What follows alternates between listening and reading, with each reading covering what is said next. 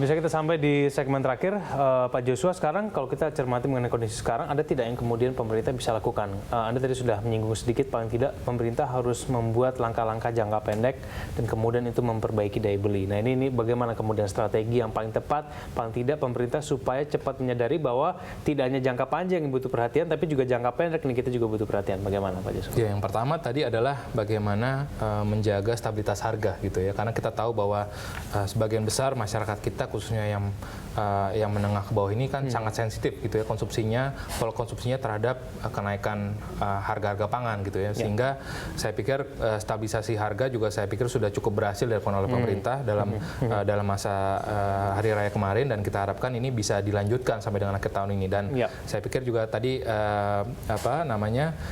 konsolidasi ataupun koordinasi dengan pemerintah antara BI juga sudah dilakukan ya, dalam artian bahwa kenaikan listrik dan juga kenaikan BBM juga diperkirakan ditunda gitu sampai dengan tahun depan. Dan berikutnya lagi adalah juga kita lihat adalah belanja pemerintah saat ini memang sudah banyak juga diprioritaskan juga untuk bagaimana tadi menangkal penurunan daya beli masyarakat ya, dengan meluncurkan belanja anggaran desa dan juga belanja sosial lainnya gitu ya, seperti PKH, Raskin dan juga segala macam ya. Ini kita harapkan bisa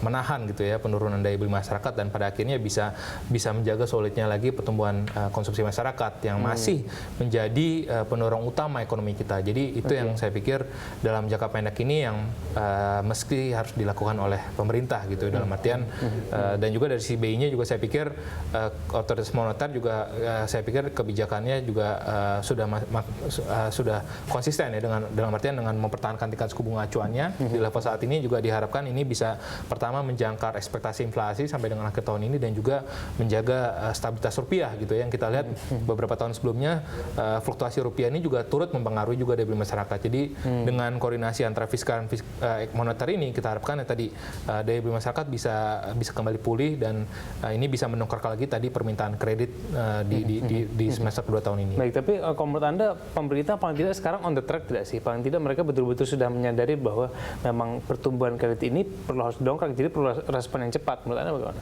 Ya, saya pikir itu yang akan PR utama yang dilakukan oleh OJK ya, dalam OJK baru ini gitu ya, dengan artian bahwa relaksasi dari restrukturisasi kredit bermasalah ini juga akan menjadi prioritas utama gitu ya. Bagaimana tadi perbankan diharapkan juga bisa dengan kondisi saat ini bisa menurunkan kembali ya risiko kredit bermasalahnya, dan juga bisa mendorong lagi penyaluran kredit ke sektor yang produktif gitu ya, sehingga tadi bisa kalau misalkan penyaluran kredit tidak terkonsentrasi pada satu sektor, ini juga diharapkan bisa dengan sendirinya menumbuhkan lagi pertumbuhan kredit, dan pada akhirnya juga risiko kreditnya juga relatif menurun gitu. Kalau jadi, NPL 3,1 masih aman menurut Anda sampai akhir tahun? Ya, dengan kondisi saat ini kalau kita aturannya OJK sendiri kan masih di bawah 5% gitu ya, sebenarnya masih kalau NPL gross-nya masih di bawah 5%, sebenarnya masih relatif oke. Tapi kalau kita trennya dari Desember itu kan kita lihat tercatat 2,9% ya, sekarang 3,07% ya, meskipun tertahan tapi kan trennya meningkat gitu ya. Makanya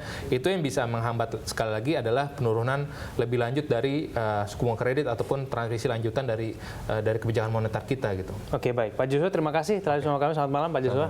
Pemirsa, sampai di sini kebersamaan kita dalam Mood Ekonomi. Anda bisa mengirimkan informasi dan saran ke email kami di redaksi @berita1.tv atau follow kami via Twitter, Facebook, YouTube, dan juga Instagram. Saya Kevin Egan mewakili rekan Eliza Hasan undur diri. Terima kasih, sampai jumpa.